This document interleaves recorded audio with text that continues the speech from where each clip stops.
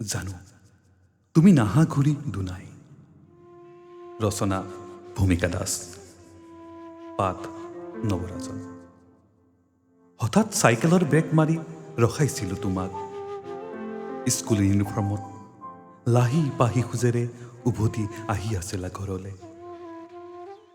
প্ৰৱেশিকা পৰীক্ষাৰ শেষৰটো দিন আছিল সেয়া।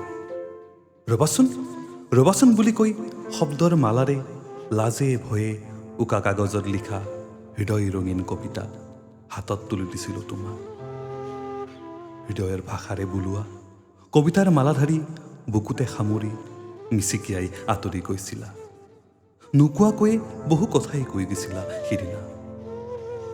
সেমেকা সুগন্ধি বিয়পি পৰিছিল, দুচকুত জ্বলি উঠিছিল কামনাৰ জুই। ভাৱনাত বিভোৰ হৈ বহু পৰলৈ আহঁত জপিৰ তলতে ৰৈ আছিলোঁ। খোজে খোজে ভয়ে খেদিছিল, খোজে খোজে ভয়ে খেদিছিল। তথাপি তোমাৰ নামৰ এটি মিঠা প্ৰেমৰ গানে হৃদয়ৰে কোণত থিতাপি লৈছিল নজনাকৈ।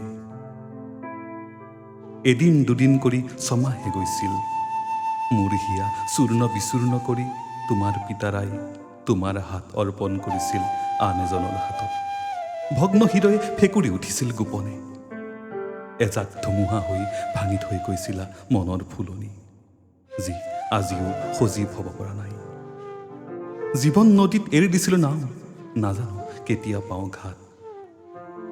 আজিও চুপো গোপনে সেই আহঁত জোপাৰ ছাপ। ভৰুণ প্ৰেমৰ চনকা মুহূৰ্তবোৰ আজিও সযতনে ৰাখিছোঁ তোমালৈ সজাই। জানো তুমি নাহা ঘূৰি দুনাই।